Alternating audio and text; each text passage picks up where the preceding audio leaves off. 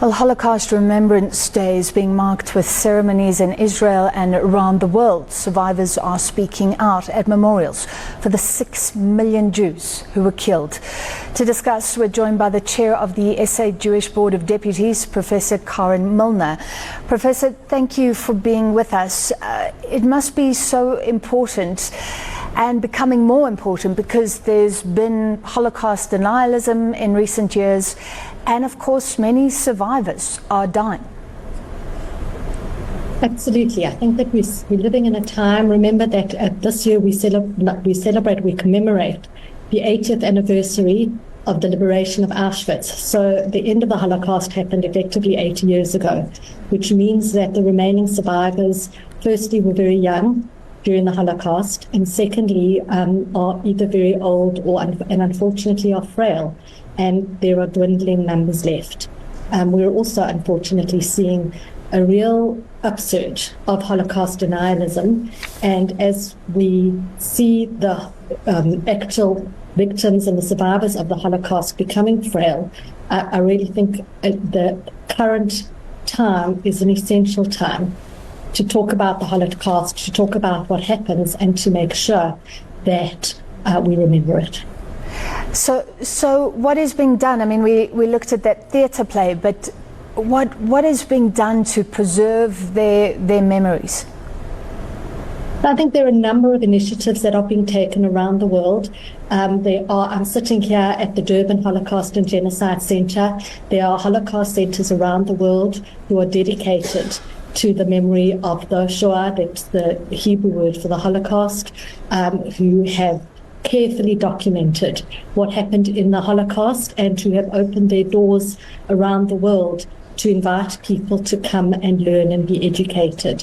There are increasingly new technologies that are being used that can help us to maintain and preserve the first-hand testimonies of the Holocaust survivors, so that even after they are gone, we will continue to have their testimonies to remind us of what happened.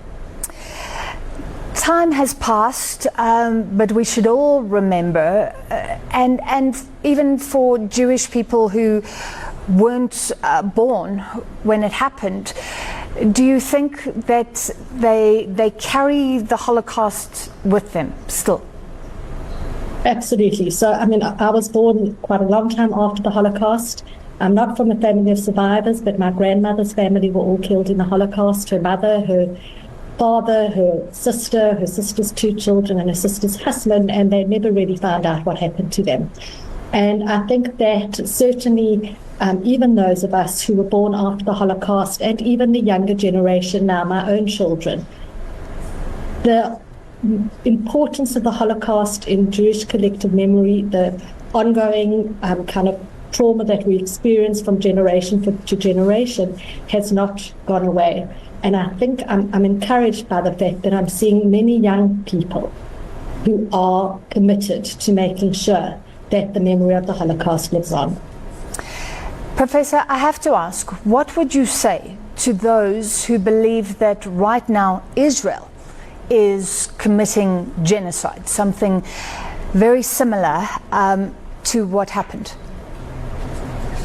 I'm actually pleased you asked the question, because I think it's really important to understand the difference between a war and a genocide. And I've just returned from Auschwitz, where I witnessed firsthand the industrial level killing that occurred, which murdered 6 million Jews across Europe. And I just want to share one story I heard a few years ago about the Nazis' pursuit of Jews in Europe.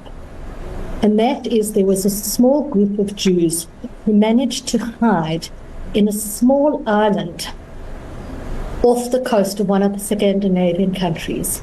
And in the midst of a war, the Nazis sent a group of soldiers to hunt down and murder 6 Jews who were hiding there. A genocide is about an irrational hatred that has no cause, it has no reason to exist. It's not about the protection of one's own rights.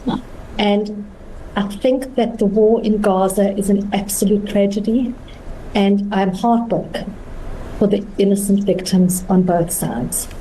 But if you take any time to study what happened in the Holocaust and to understand what happened in the Holocaust. It's simply an inappropriate analogy.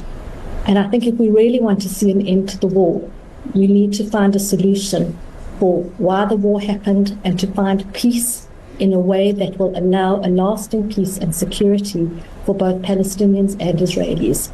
So anybody who studies the Holocaust, anybody who knows anything about the Holocaust, will understand that there is no comparison to be made. All right, thank you for your time on the show. That was the chair of the Jewish Board of Deputies, Professor Karen Milner.